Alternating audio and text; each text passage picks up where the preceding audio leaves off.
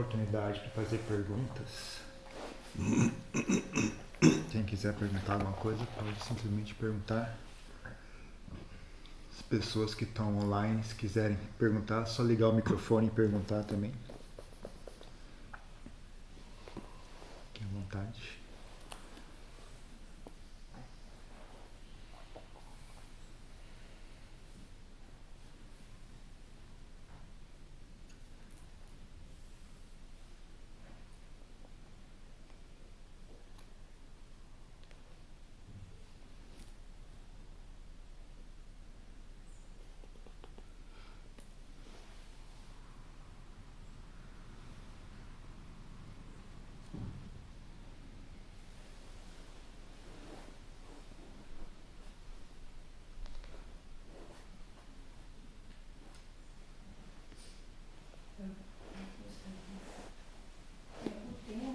Relacionado à impermanência e o não tempo à eternidade.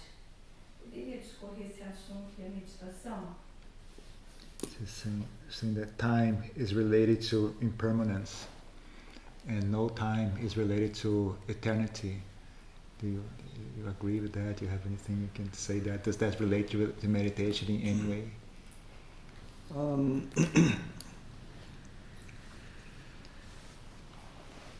I mean, time is an interesting kind of proliferation, and no time is another proliferation. So it's helpful to pay attention to what we're proliferating. What we're conceiving, so that because our conceptual mind, our conceiving mind, our proliferating mind can come up with all sorts of things and take us out of our actual experience. And that and it's really necessary to be reflective and perceptive of where our mind is moving, what it's moving towards, and because it's, as I said, like whether it's time or no time, it's still a proliferation and conceiving, and there's a very important phrase that the Buddha comes up over and over again in the suttas. Yena hi manyati tato tang hoti anyata. For however one conceives it, it is always other than that. And so that our it's not that we don't use conception or proliferation or thought, but we have to be understanding and discerning in terms of the kind of outcome, because we're usually, I mean, it's another aspect of frustration or dukkha, that things don't end up the way we conceived of it, and again, whether it's concerning our conception of time or conception of no time, it's going to end up different than we thought.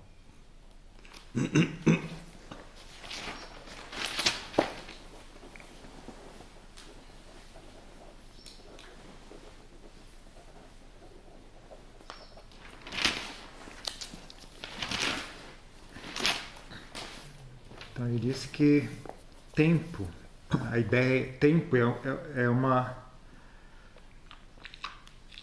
tempo ou eternidade tempo é uma proliferação da mente, é um conceito criado pela mente. Não tempo também é uma proliferação da mente, é um conceito criado pela mente. E é útil a gente prestar atenção, né, que tipo de coisa a gente concebe com a nossa mente, né, que tipo de ideia a gente cria com a nossa mente. Porque a mente conceitual ela vai criando todo tipo de coisa e nunca acaba isso. Né? E aí isso acaba tirando a gente da nossa experiência do aqui e agora. Então é necessário ficar atento, né? Refletir sobre para onde que a nossa mente se mexe, para onde ela se move, para que tipo de proliferação ela se inclina. Né? Porque tempo ou não tempo são apenas proliferações, são apenas conceitualizações da mente. Tem uma frase importante do Buda, né? Que ele recita a frase em Pali, né? Mas a tradução da frase é: não importa como você conceber as coisas, sempre será de outra forma, não será daquela forma que você concebeu, né? Que você imaginou que fosse ser. Né? Então a gente tem por necessidade, né, usar conceitos e usar raciocínio, e é uma necessidade que a gente tem como ser humanos, mas também é importante entender os resultados, né, dessas atividades mentais, né? Porque senão ela se torna mais uma fonte de frustração e de sofrimento para nós. Porque no final das coisas, as coisas no final não é necessariamente da forma que a gente concebeu que as coisas fossem, né? Então, tempo e não tempo são apenas conceitos, né?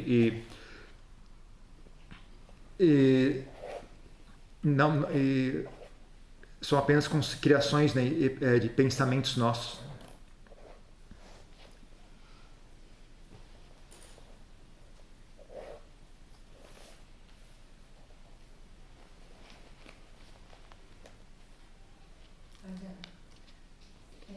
Gostaria que você pudesse falar um pouquinho da época que ele viveu com a Janchá e o que foi mais desafiador para ele nessa época.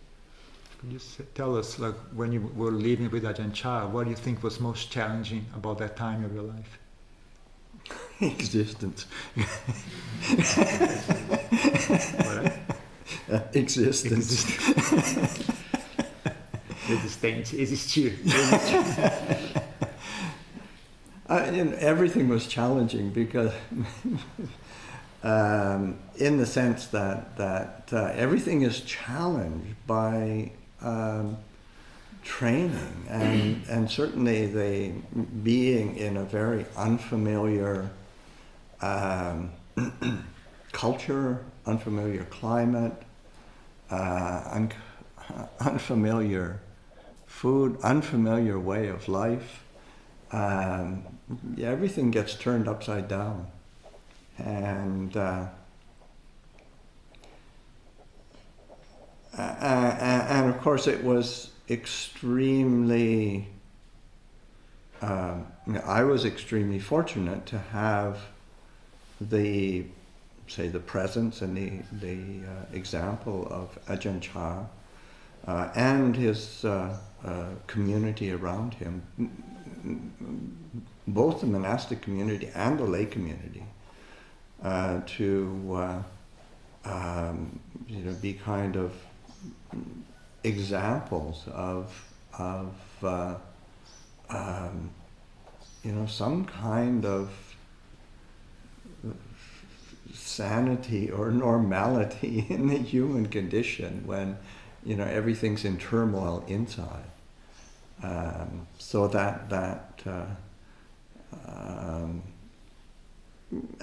and to a certain degree, everything about monastic training is designed to do that.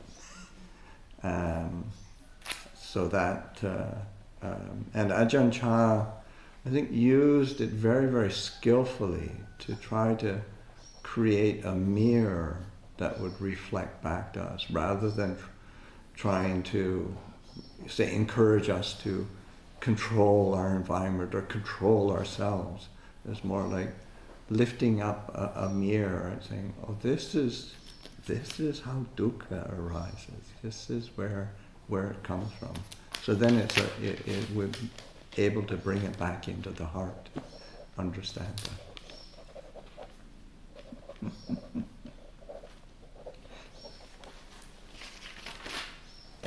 Então ele disse, né, tudo era desafiador naquela época, né? Se por nada mais, né, apenas pelo treinamento, né, que é o treinamento monástico, isso. Mas também, né, você está num local não familiar, cercado de uma cultura diferente, um clima diferente, comida diferente, um modo de vida diferente, né? Então é como se o seu mundo inteiro fosse virado de cabeça para baixo, né? Mas felizmente, né, eu fui abençoado, né, de ter a presença, né, a presença e o exemplo tanto do Ajahn Chah, né, como também da comunidade de monges e também a comunidade laica ao redor dele, né? Porque eles serviam de exemplos de sanidade, né? De normalidade, né? Na existência humana, né? Quando em qualquer outra direção que você olhasse, você só encontrava tumulto interno, né? Então, eles serviam de exemplo de sanidade entre os seres humanos, né? Mas o treinamento monástico é justamente para isso, né? Para criar essa dificuldade, né? Mas o Ajahn Chah, ele tinha mais essa atitude de servir de espelho para que nós enxergássemos a si mesmo, né? Ele não era muito nesse estilo de querer controlar tudo que a gente faz e tentar ficar dando ordem para os monges. A atitude dele era mais de como se ele levantasse um espelho para que nós enxergássemos, né, o sofrimento, né? E ajudar a gente a olhar de volta para si mesmo e aprender mais sobre si mesmo.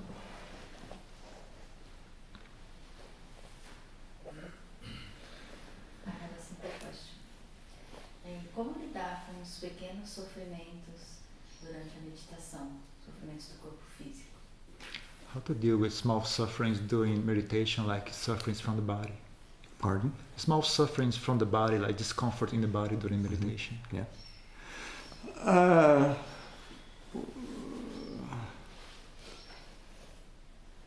I mean, having a body is uncomfortable. So that's a lot of it is being patient with it, having a sense of being willing to experiment with ways of relaxing, releasing, also learning how to tune into the bodies, because I mean, yeah, generally the body is uncomfortable, but it's also, we tend to exacerbate exacerbate the discomfort through our own,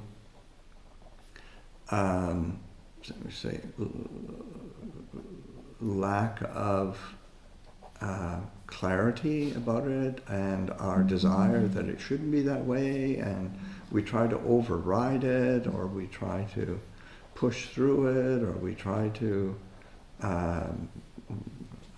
dismiss it. So there's all these different ways that we tend to make it more difficult than it actually is.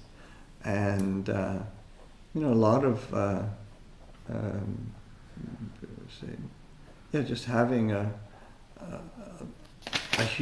being in the human condition, having a human body,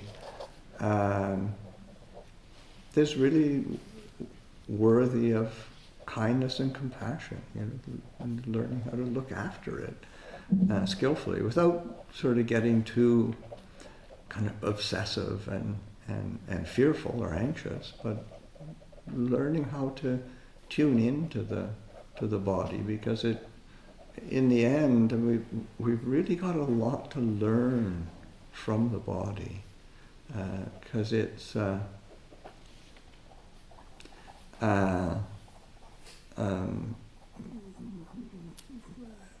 I'd say it's a bit more it's a bit more of a direct readout of what our hearts and minds are doing than sometimes our hearts and minds, because we're so used to, say, proliferating or getting caught in our getting caught in our moods and our reactivity. So sometimes it's hard to see, but the body is a good anchor to recognize a bit more clearly what, where is fear, what is desire, what is irritation, what is peace, what is happiness. How do we feel it? How do we experience it? The body is a really good basis for that reflection. And there, I remember when I first moved to the States, and one of the early trips to San Francisco Bay Area and over on sort of the Berkeley side, seeing a car with a bumper sticker. If I lived in my body, I'd be home by now, and because there's so much of our attention just keeps going out all the time. We don't really have an anchor. So there's the yes, the body can be uncomfortable, but it's also it's just what it is. And yes, it's fraught with old age, sickness, and death, but it's kind of the deal you get for being born, and so it's just the way it is, and we can just learn so much from our being willing to live in our bodies and have it as an anchor. I remember Ajahn Chah sort of saying, be really careful of your mind because it's a liar and a cheat. And somehow, and our but we tend to sort of get swept up in that, whereas coming back to the body, the physical presence, it's actually a lot more direct vehicle or means for seeing, well, what am I experiencing? What is the reality of things right now?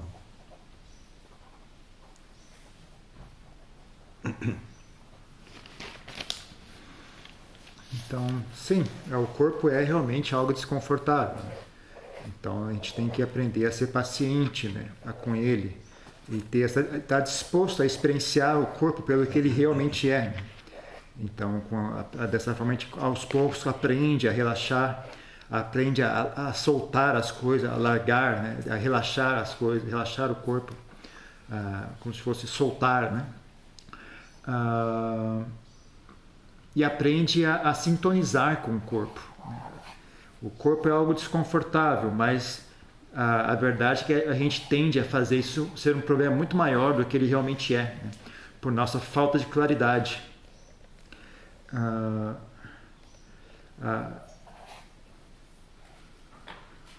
Por nossa falta de claridade, nosso desejo de como a gente acaba desejando que ele fosse de outra forma, a gente acaba cheio de opiniões de como o corpo deveria ser, como é que a gente acha que ele tinha que ser, né?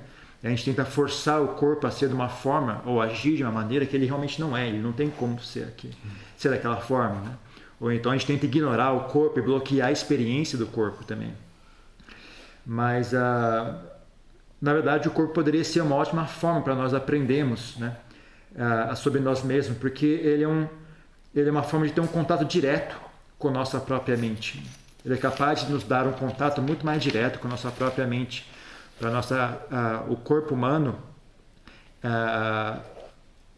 é assim, né? Ele é uma coisa que sempre traz algum sofrimento, né? Então é importante que a gente tenha uma atitude de bondade e compaixão para com ele, né? Para a gente possa cuidar dele com habilidade, não com obsessão e apego, né? Mas sim através dessa aprender a sintonizar com o corpo, a sincronizar, né, com o corpo, e assim nós podemos aprender muito com ele, né? Porque, como eu disse, né, o corpo pode ser uma forma direta de nós conseguirmos ler o nosso coração, ler a nossa mente, enxergar o que é que eles estão fazendo. Porque na maioria dos casos a gente fica perdido em pensamentos, em emoções, em estados mentais, e aí fica difícil, a mente fica confusa, é difícil enxergar o que está acontecendo. Mas se a gente usar o corpo como uma âncora, a gente fica bem mais fácil para nós, tem uma visão muito mais clara para nós, né, do que é, por exemplo, o que é o medo, o que é o desejo, o que é, né, o receio, felicidade, paz, tudo isso fica mais claro de se enxergar se você usar o corpo como ponto de referência, né? Então o corpo é uma boa base para você conseguir enxergar essas coisas com clareza, né? Quando eu saí da Tailândia e voltei a morar nos Estados Unidos, né, na região de São Francisco, na cidade de Berkeley, eu fui ensinar lá naquela cidade, né? E aí eu vi um carro na rua com um adesivo que dizia, né, se eu morasse no meu corpo, agora eu estaria em casa, né? Então achei que fosse uma frase muito boa essa, né? Porque tanto da nossa existência, esse buscar algo do lado de fora, sempre buscando algo para fora, né? E não temos essa âncora, perdemos essa âncora conosco mesmo, né? Essa fundação conosco mesmo. Então sim, o corpo é algo sempre um pouco desconfortável, né? Mas ele é do jeito que é apenas isso, ele apenas é o que é, né? É algo que vem a si mesmo. Junto com o corpo a gente tem que experienciar velhice, doença e morte, né? Mas foi o acordo que nós fizemos quando nascemos, né? Quando a gente desejou nascer, a gente assinou esse acordo, né? A gente vai ter que experienciar esse corpo da forma que ele é. Então o que a gente tem que fazer é ter uma atitude de aprender, né? Disposição a aprender a como conviver com esse desconforto corporal, né? E fazer as pazes com o corpo, né? A gente já costumava dizer que tome muito cuidado com a mente, né? Porque a mente ela é muito traiçoeira e mentirosa, né? Mas se nós aprendemos a usar o corpo como ponto de referência, nós podemos enxergar a mente de maneira mais clara. É um veículo direto para nós entendermos, né, o que é que eu estou experienciando aqui e agora. So what I mentioned was mostly around attitude or how to perceive, but it's as well as that, it's helpful, or it's really important to have a yoga practice, or a qigong practice, or to pay attention to an evenness of bodily posture, so that because sometimes we idealize. We've got to sit meditation a lot, and then we feel kind of tight, or it's uncomfortable, and balancing our walking, sitting, standing, lying down, so the body is actually a bit more comfortable. And there's many monks in the Thai forest tradition who their primary meditation is walking meditation. And sitting meditation is a smaller part of their practice, and so that because it works for them, and it's really important to pay attention. Well, what works for me? So that, because sometimes when we're again sort of idealizing what we think we should be doing, sometimes our body suffers because we're overriding what we're actually experiencing or feeling, and it gets uncomfortable. So it is this, there's internal and external, and they both work together.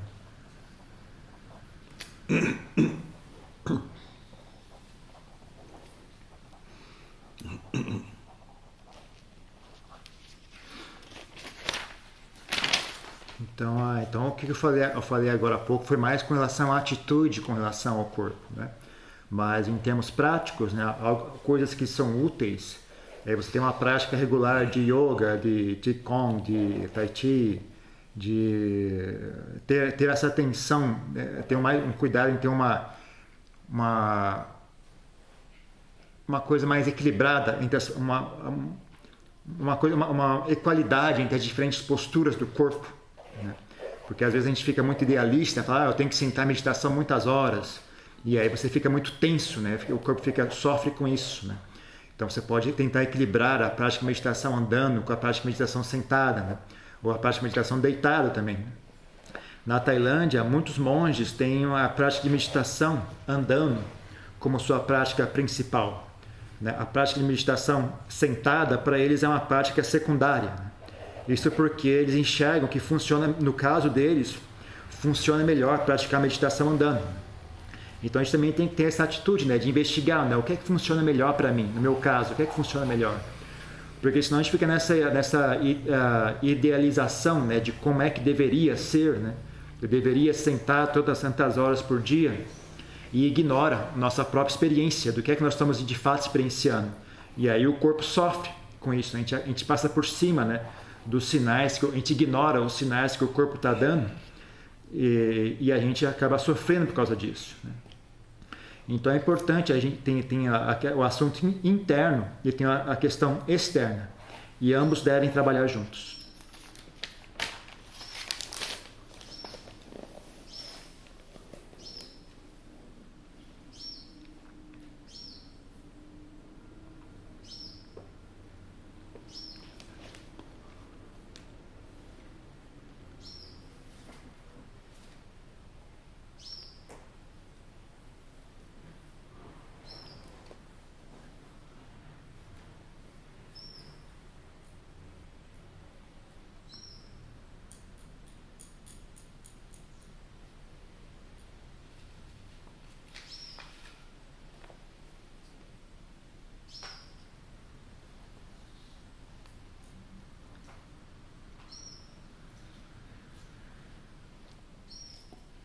Em relação aos ensinamentos do Buda, a leitura, você ouvir, refletir, experienciar, onde que a gente tem que ter um cuidado para a gente não usar uma coisa tão nobre para proliferação mental, usar equivocadamente aquilo contra nós?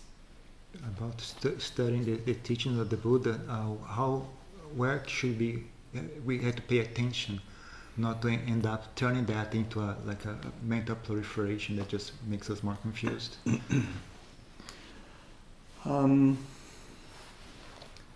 Studying the teachings of the Buddha, there's a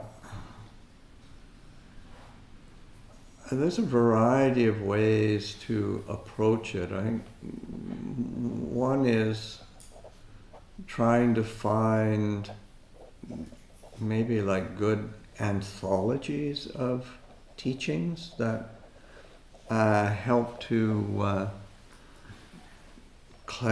or pull together the Buddha's teachings in a coherent kind of package, because the actual suttas, it's 45 volumes of teachings that are really not organized in any coherent manner, and so that it can be confusing. And so having some access to some experienced teachers who have pulled together an overview. What comes to mind is Bhikkhu Bodhi's anthology. Can you remember what the name of it is? The Buddha Word. Huh? In the Buddha's Words. Yeah, in the Buddha's Words. That's a great overview, and I think it's translated into Portuguese as well. So that's a really good overview, and it gives you a real sense of how it fits together, how the teachings fit together. There's an much older book by Bhikkhu Nyanamoli, The Life of the Buddha, and that's a really good, again, an anthology of teachings which is taking the life of the Buddha as an overview of what the relevance of his life, but it's also based in the suttas, as opposed to a lot of the commentarial mythological stories that can be fun reading but a bit fantastic.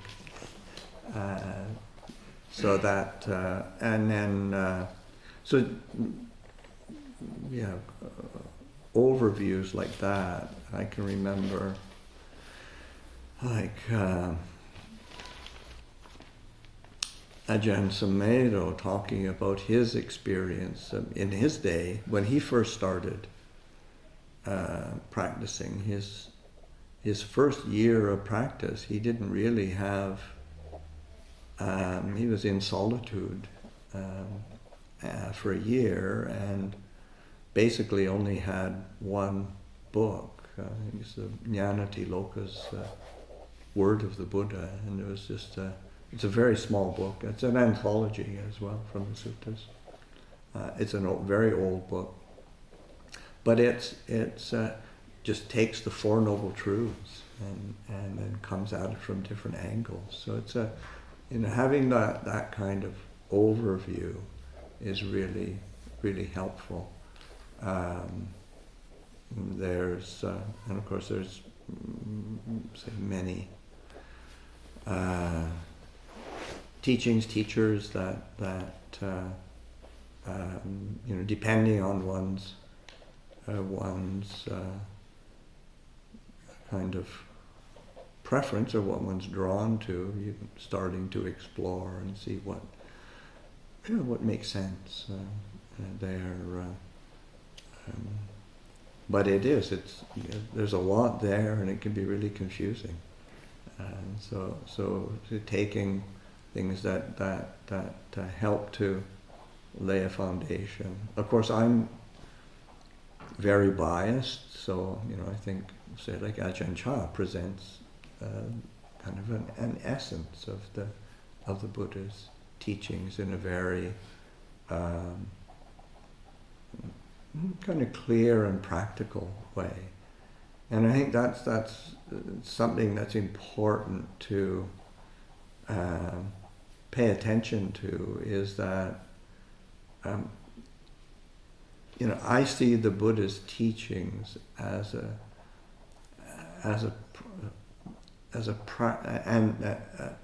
I'm assuming the Buddha is also coming from this angle. He's looking at a practical solution to the problem of human existence. So that once you start reading something that's drifting off into philosophical speculation or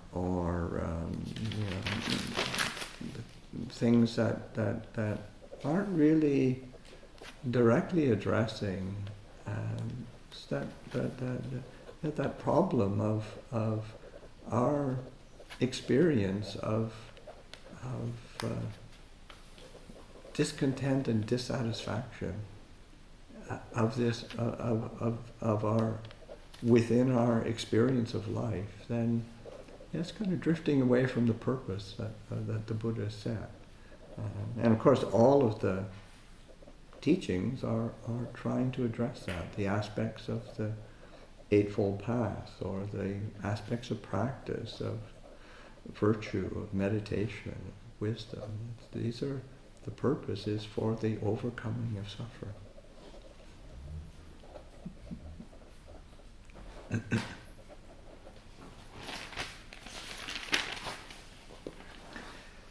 Existe uma grande variedade de formas como você pode abordar o estudo, né, dos ensinamentos do Buda. Né? Mas, em geral, o que eu recomendo às pessoas é buscar por boas antologias que são muito úteis em apresentar um pacote coerente, né? Criar um pacote coerente que você consiga ter uma visão geral, né, do que é que o Buda ensinava. Né? Porque se você olhar os suttas, né, eles estão separados em 45 volumes diferentes e não estão organizados de nenhuma maneira assim relevante, né? Então, às vezes, pode ser um pouco confuso quando você tentar estudar diretamente os sutras. Então, ter um professor experiente, né, que se dá o trabalho de tecer, né, uma visão geral, né, do que é que o Buda ensinou, é algo bastante útil, né? Eu recomendo, em geral, o livro do Bhikkhu Bodhi, que se chama Como é que fala em português? Nas Palavras do Buda. Então, eu acho que essa é uma ótima visão geral, né, do que o Buda ensinou. Ele dá um bom senso, né, de como todos esses diferentes ensinamentos eles se encaixam num sistema coeso, né. Outro livro muito bom é o livro do Venerável Nyanamoli, é um livro mais antigo, né, mas é um livro chamado Life of the Buddha, A Vida do Buda, que é uma boa antologia também, né, que expõe os ensinamentos do Buda dentro do contexto da história de vida dele.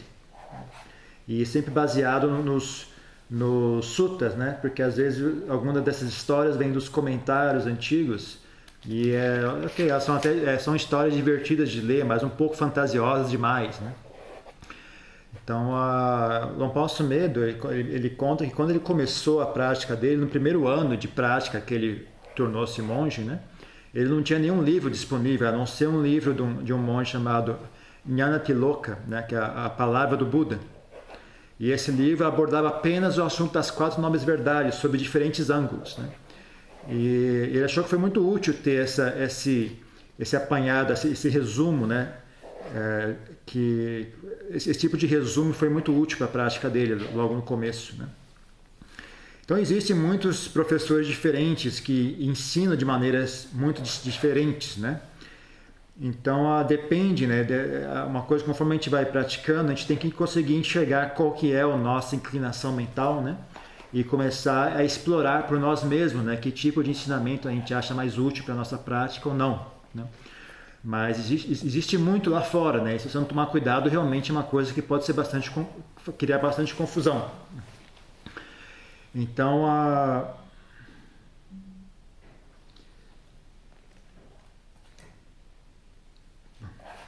é tão ruim que nem eu entendo o que eu escrevi.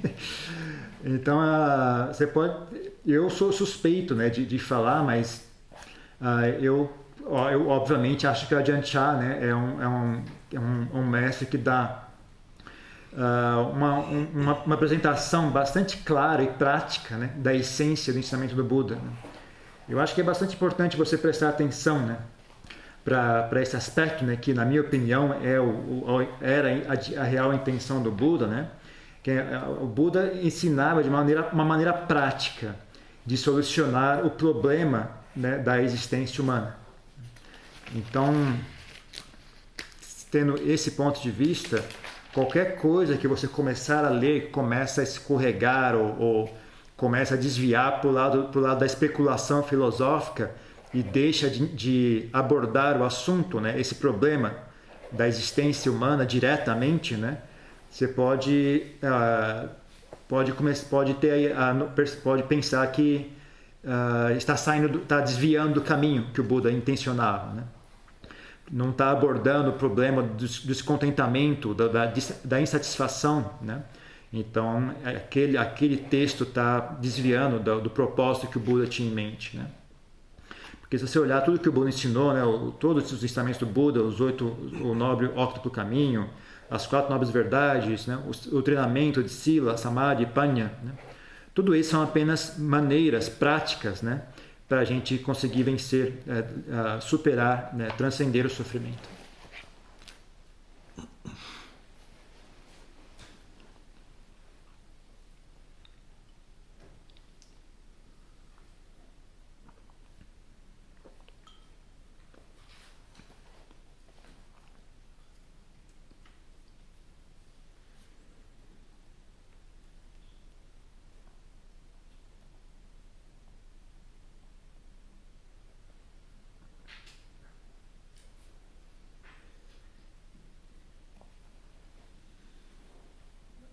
Question.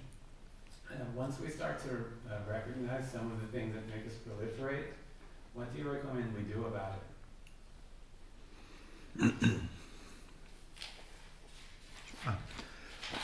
pergunta dele é: quando a gente começa a reconhecer as coisas que nos faz proliferar mentalmente, né, o que é que nós devemos fazer a respeito? Well, one of the things is just, it starts with the recognition. Okay, this is a proliferation. This is and one of the things I would recommend trying not to do is trying to annihilate it. Trying to push it down, trying to get rid of it. That's usually a recipe for disaster. It's like I don't know about here in Brazil, but many years ago, I don't know if it's still around, but there was a kid's toy, and it was called whack-a-mole, and you hit one thing here, and then that goes down, but then something pops up over here, and you hit that, and it pops up over there, and that's oftentimes what we do with our mind when it's proliferating. We're trying to go into fix-it mode rather than understand-it mode. So that it's important to be willing to be present, to understand it, be aware of it, recognize it more clearly. Oh, right, that's a proliferation. What's it based in? What's it trying to get? Or what's it trying to get out of? Because if we're just dealing with the kind of the manifestation of it, then it's an endless cycle. But if we're willing to investigate it and have the patience to be with it, so that we're really listening to see, well, what's it motivated by? And this is where we start to understand the aspects of the Buddhist teachings in the Four Noble Truths around the cause of suffering. Because usually what we want to do is get rid of the suffering. We see we're proliferating and we just want to get rid of it. But as long as we're doing that, then we haven't really understood the cause, and we haven't really penetrated the cause. So then once we are willing to understand that, investigate it, see it more clearly, then to recognize what those causes of that proliferation are. And of course the Buddha points to, it depends how he's teaching. Like in the Four Noble Truths, he points to different forms of tanha, or desire. So that gama tanha, the desire for sensual gratification, something pleasant, just something to distract myself, something to keep me interested or excited, or at least comfortable. But then also the aspects of around the sense of self and identity, bhavatanha, desiring to be, trying to prop up a sense of me. Me as a meditator who doesn't proliferate.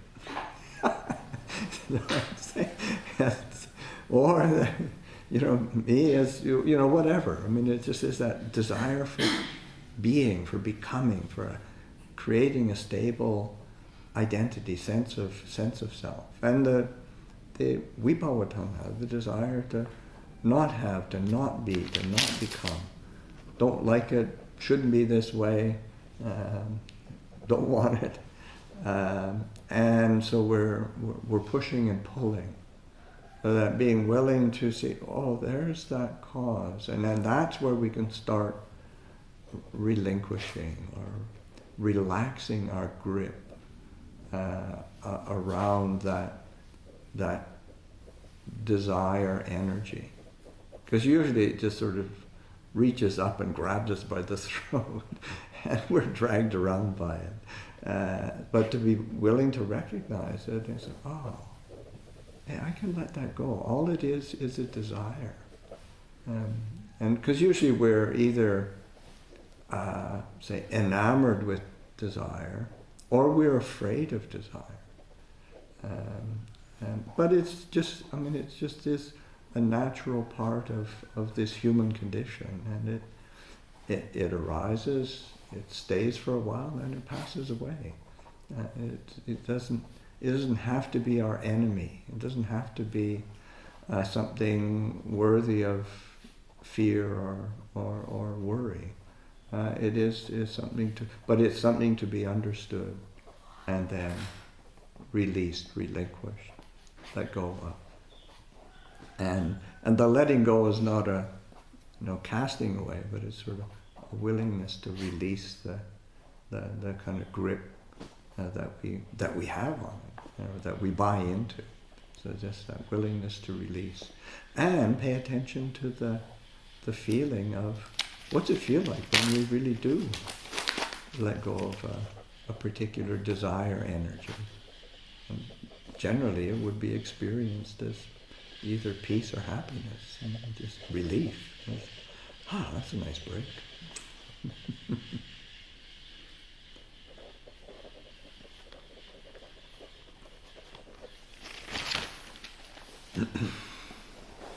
Bom, o primeiro passo é justamente reconhecer. Eu traduzi em português? Não? Foi em português? Foi. O primeiro passo é reconhecer, né? É justamente esse reconhecer. É isso que está acontecendo, eu estou proliferando. Isso é uma proliferação mental. Então, o que eu posso dizer para você não fazer é tentar aniquilar aquilo, tentar reprimir essa proliferação mental, tentar empurrar ela para baixo, né?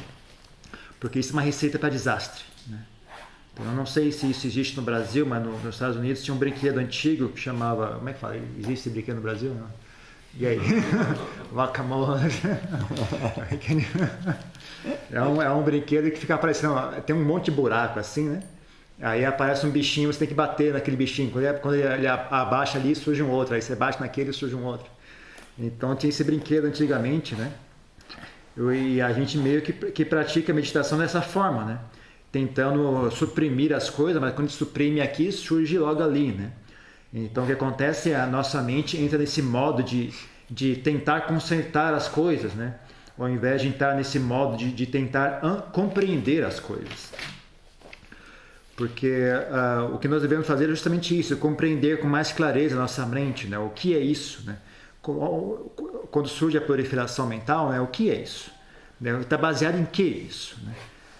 Qual é o objetivo dessa proliferação mental? O que ela espera obter como resultado? Qual é o anseio dela, né? Porque senão é um ciclo infinito, né? Se você não quebrar esse ciclo, né? Sair desse ciclo de desejo e aversão, isso fica um ciclo infinito e você nunca vai chegar ao fim dele se você não começar a investigar e ter essa disposição para escutar a si mesmo, para ouvir, né? E enxergar com clareza, né? Se você olhar para os ensinamentos do Buda, né? Por exemplo, quando o Buda fala sobre as 4 nobres verdades, né? Aí entra aí nesse caso a causa do sofrimento, né? É um exemplo de estudar a causa do sofrimento. Qual é a causa disso? De onde vem isso, né? Em geral, a gente simplesmente quer se livrar daquilo, né? Quando a gente faz contato com o sofrimento, nossa primeira reação instintiva é querer se livrar daquilo. Mas se a gente for agir dessa maneira, a gente não vai enxergar a causa, né? Mas se nós tivermos a disposição, né, para enxergar claramente, nós vamos conseguir enxergar a causa, o que gera essa proliferação mental, né? Então, quando o Buda fala sobre as 4 nobres verdades, né, a causa do sofrimento, ele diz sobre 3 tipos de desejo, né? Então, o primeiro desejo é o desejo por prazeres sensuais, por experiências agradáveis, né? Por distrações, por excitação, por conforto, né? Então essa pode ser uma das causas. Outra causa é o desejo por existência, né? Um desejo por identificar-se com ou aumentar, né? Dar mais força ainda à sensação de eu, né? Disso sou eu, né? Aumentar a sensação de eu, né? De identificação, Por exemplo, eu sou um meditador e minha mente é muito pacífica, né? Um exemplo de como a gente prolifera através desse desejo por existência, né? Tem o desejo por um eu estável e forte, firme e forte, assim por diante. E também tem um desejo da não existência, né? O desejo de reprimir, de não ser, de não vir a ser. Eu não gosto disso, eu não quero que isso seja assim, né? Querer que aquilo desapareça, né? Então estamos sempre presos nesse movimento de empurrar e puxar, né? Mas se nós aprendemos então a relaxar a nossa pegada sobre o desejo, nosso agarrar do desejo, né? Se aprender a relaxar isso, né? Porque eventualmente o que normalmente acontece é o desejo surge e ele nos agarra pela garganta e sai por aí nos arrastando para cima e para baixo, né? Mas se nós aprendemos a ser mais rápidos do que isso, né? E enxergar, né? Isso é um desejo, né? E enxergar que eu sou capaz de largar isso, né? É possível eu abrir mão disso, né?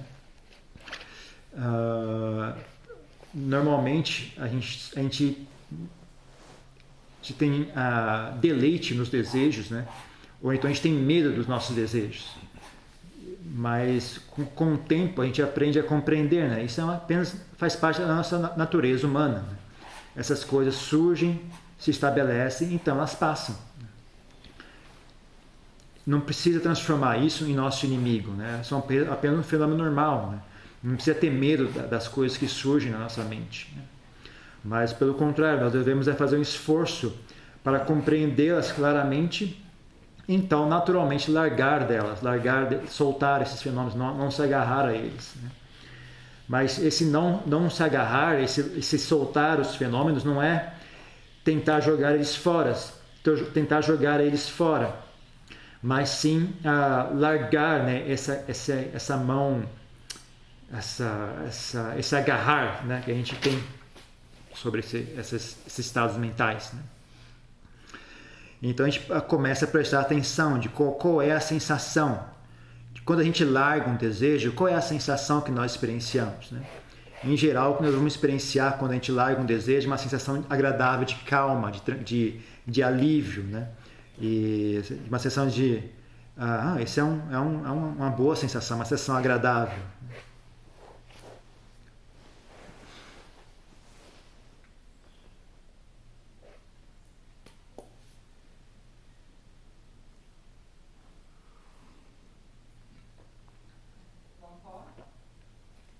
Yep.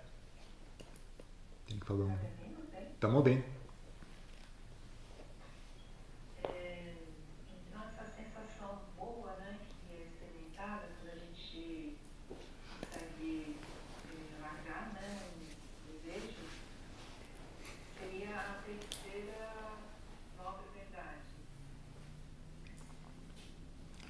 Na verdade é uma pergunta e então o objetivo da libertação, né, de Nirvana, seria então a terceira nova verdade? So this. A gente vai experimentando a terceira nova verdade em pequenas doses, né? A minha pergunta é se então Nirvana é a terceira nova verdade? So this sensation we get from letting go, this good sensation we get from letting go of desire, Mm-hmm. does that relate to the third noble truth, or the cessation of suffering? Is that the objective of Buddhist practice? Because this is something we experience in little doses along our life, but is that the objective? This is what is similar to Nibbana? Well, it's certainly part of the path. If you don't get a little bit of a taste, then it's hard to work up the motivation to keep going. It's important to pay attention to the fact that there is a cessation of suffering. Again, because if we conceive of, say, the cessation of suffering as Nibbana, and then I'm waiting to experience Nibbana in order to have the motivation to practice, then we're trying to fit our practice into a conception of something that is so elevated that it doesn't have much relevance to our present existence. Whereas, yes, of course, cessation of suffering is the goal, but there are experiences along the way that are really important to attune to in order to gain the confidence that, yeah, this is a relevant path. This is a functional practice, and so then that gives us the encouragement to continue to practice and to say extrapolate from that experience and put forth the effort and dedication and investigation that will continue to reap the fruits of in, say, increasingly refined aspects.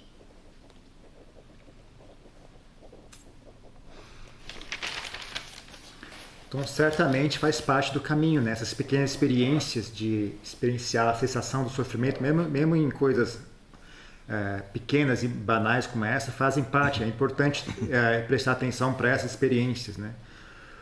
Porque se você não tiver nenhum pequeno sabor, né? nenhum pequeno experienciar nem um pouquinho assim dessa sensação, né?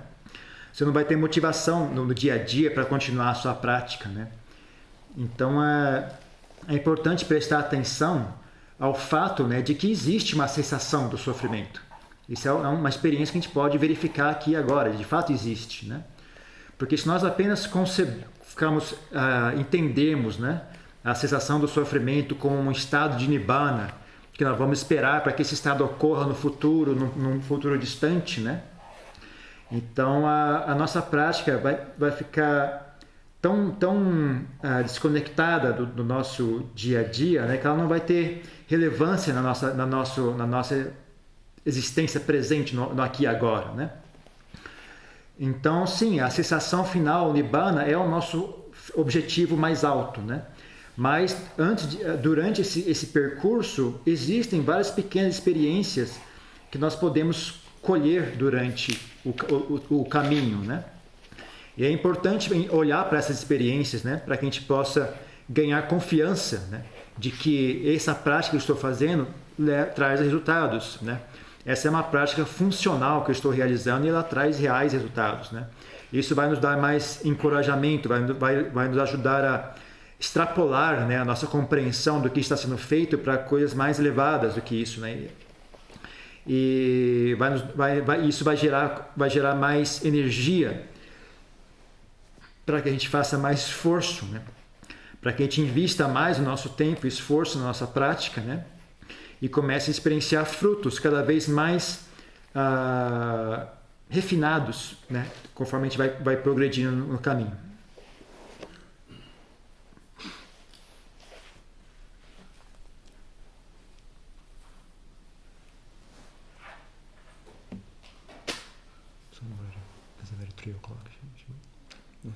Então já são 3 horas, a gente vai parar. Para quem não fez pergunta hoje, pode fazer amanhã. Então agora, mais uma vez, meditação livre. Podem meditar como vocês acharem melhor.